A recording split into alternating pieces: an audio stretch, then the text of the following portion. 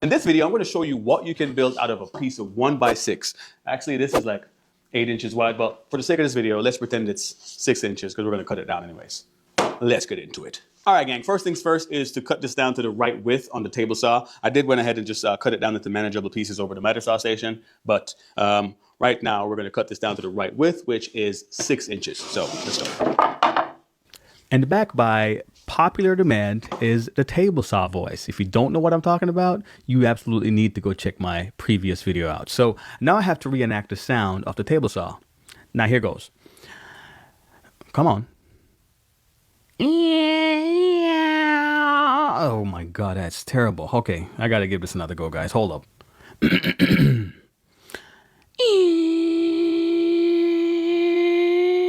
Oh, okay. Hurry up, board. What the heck?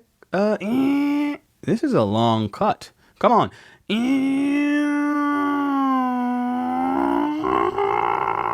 Woo, yeah, absolutely. There you go, guys. Yeah, I'm never ever doing that again.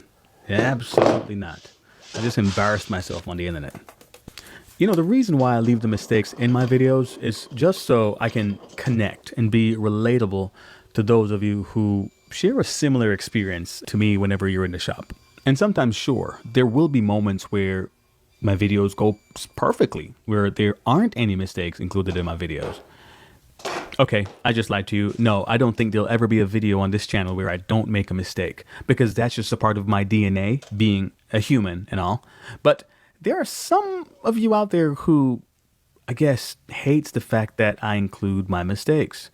Well, first of all, to you, there are probably hundreds of other channels out there that don't include their mistakes. And I'm not bashing them. That's just their style. But that is not my style. That's not how I want to connect with you, my audience. And while we're on the topic of mistakes, I wanted to round over these corners, and I came up with this brilliant idea to use a can and then mark the starting point and the end point, and then kind of trace it around and get the same radius every single time. But that wasn't the case. That did not work because obviously, as you're seeing there, I can move the beginning and end points, and that will not be the same radius all the way around. If I had some sort of stop block on there on both sides, that would be perfect. You know, like the ones they have on those routers for the corner jigs. Wait, no, jigs for corners using a router. You know what I'm talking about. I don't have one of those. That would have been perfect here. So I just had to use a can, but it is what it is. It worked for the most part, but again, oh wait, is this considered a mistake? Probably not. Probably not. This is just, let's call it an error, but not a detrimental error. Anyways, and to those of you passionate keyboard warriors out there who cannot wait for the opportunity, can't wait for me to hit upload to go to town, let me tell you this. I'm a beginner woodworker, and I'm still learning.